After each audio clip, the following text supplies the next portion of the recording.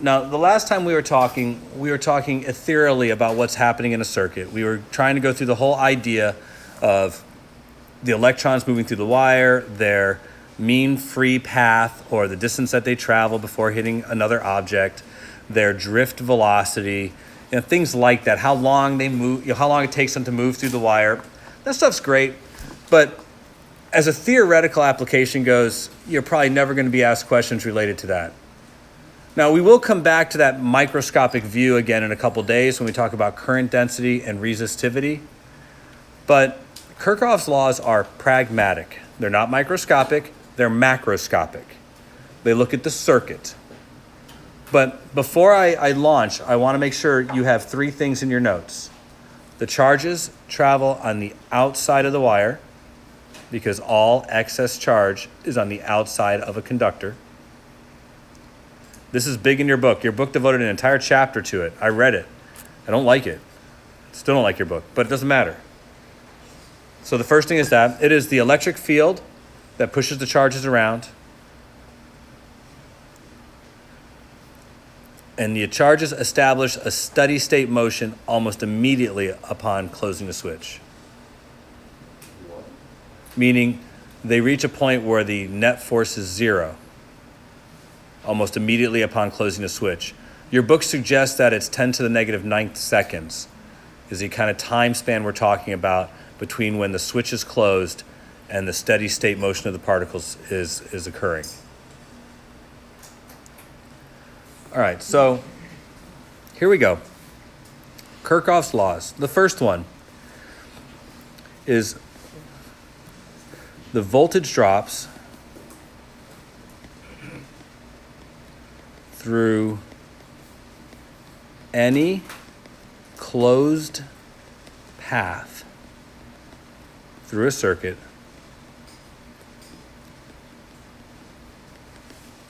is zero. The voltage drops through any closed path through a circuit is zero. I will call this the voltage rule. I won't say Kirchhoff's laws.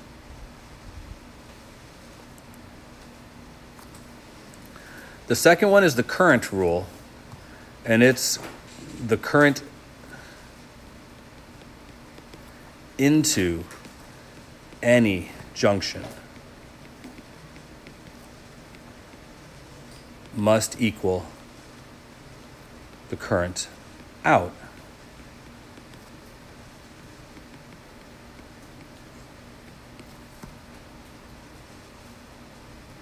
Now, although these are called Kirchhoff's laws, please understand that today we really understand these in a different way. The first law is conservation of energy.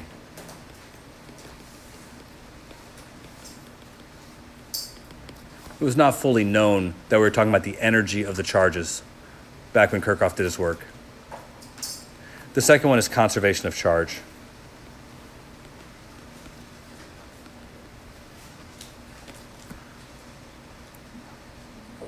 It just comes down to that. Now, we will have to be more careful this year than we have in last year, because we will have voltage supplies in our loop, and we might have more than one. So from this point forward, you're going to have to forget a few things from last year to understand that the direction of current is not arbitrary, neither is the direction of your loop. When you are choosing to draw a loop through a circuit, you must indicate the direction that you are moving through that loop. What you are effectively doing is deciding the direction of positive current flow. So the first part of the rule is to draw a loop through your circuit. I almost always will start at the small side of your potential difference. That is the low side of the potential difference. The reason that's important is that when I begin my loop, I am going to draw a loop through the circuit .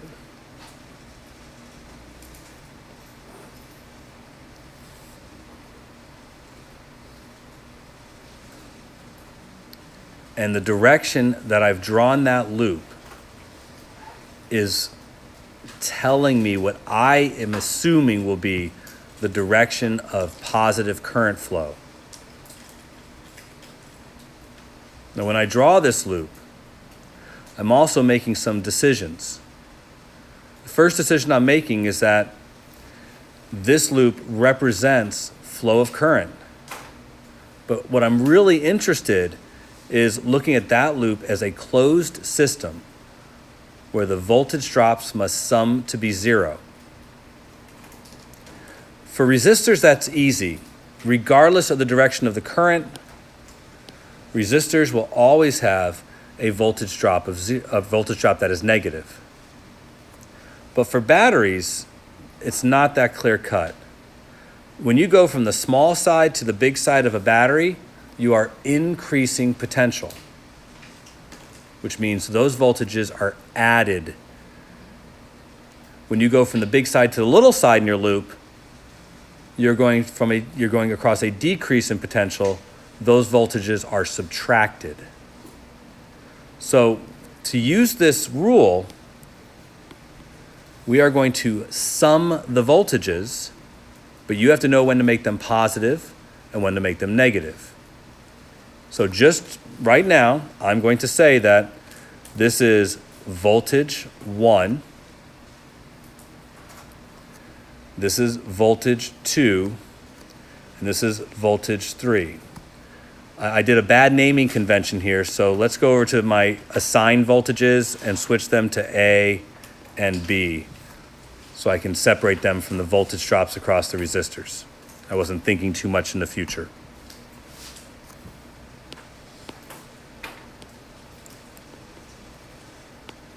So the red loop is what I'm going to call loop 1.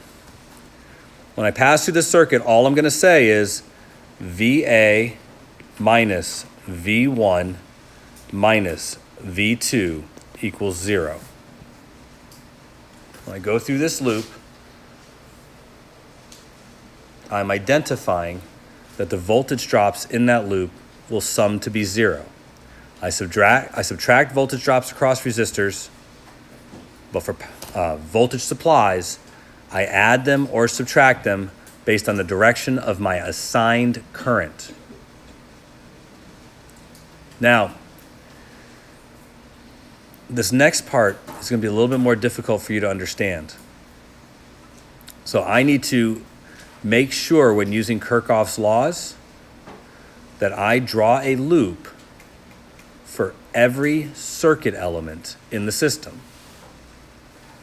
Now, in order to do that, I'm looking at my system and realizing I left out 2 elements with the loop that I chose. So I need to choose another loop. I think all of you would agree there's 2 possibilities of what I could choose to do. I could choose a loop that goes through here or a loop that goes around the outside. Neither of those makes a difference, which one I choose to do. I would encourage you to always try to make a new loop that agrees as much as possible with the direction of the arrows you've already drawn. I'll explain why in the future, but for me, I think the best loop would be to do one that goes across the outside.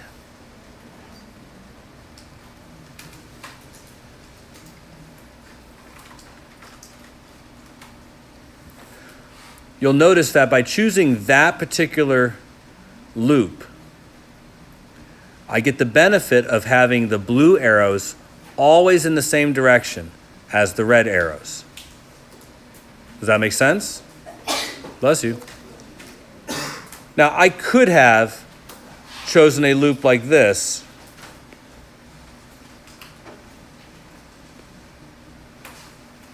and that would have likely been similar. But I'm also trying to look at the future of what I need to do, and I'm recognizing that it is more likely that these blue arrows represent the actual direction the current's flowing because of where the batteries are. The batteries are pushing charges, this way and this way. So it's likely that I've drawn the arrows correctly. We might not get that option in the future, so when you get the option to be able to be in agreement, use it. So, loop 2. Noting from where I started, I will have VA minus V1 minus V3 plus VB equals 0.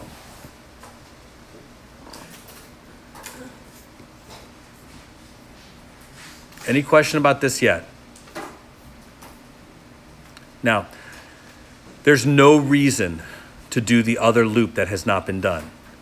Once you've encountered and made sure you have a loop that uses every single circuit element, you're done with Kirchhoff's first law. But it's incomplete until you do Kirchhoff's second law. Kirchhoff's second law deals with junctions, to which I have 2. Now, junctions are a little bit weird and require that we understand something about a junction. First, for every one of these loops that we've drawn in, we've made an assignment for the direction of current through that resistor. For example, I have said that current must be passing this way through this resistor. I'm going to call that current I1. I've made a similar assessment here that current is passing this way through resistor 2. I'm going to call that I2. I've made another assessment that current is passing this way through resistor 3. I'm going to call that I3. Now, being a person of foresight, I1 must also be traveling through voltage supply A, for they are in series, and all things in series must have the same current.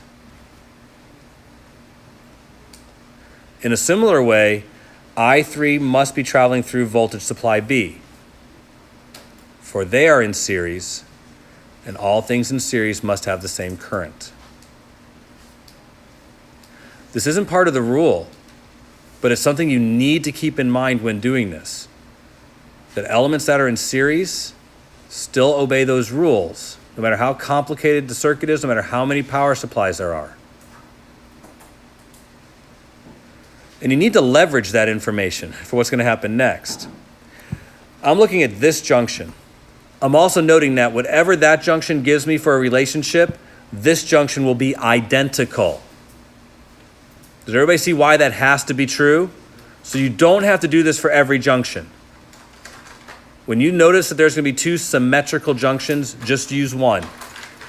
So at this junction, the rule states current in has to equal current out. I see I1 going into that junction and I2 and I3 coming out of that junction. Would you guys agree with that? So I'll write that as I1 equals I2 plus I3.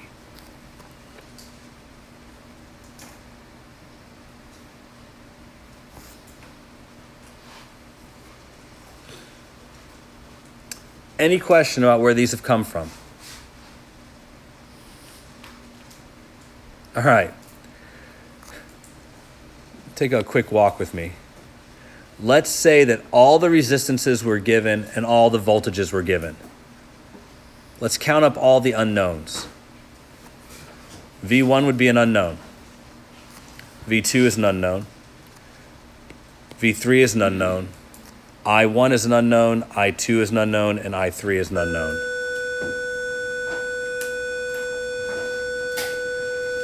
Kirchhoff's laws generated 6 unknowns and 3 equations. You understand it? It can't be solved now. We will need 3 more equations. Now we're going to get those because we know resistors obey Ohm's law, which means this generated 6 equations and 6 unknowns. So do you now understand why Diffenderfer likes to suggest there might be other ways to do this.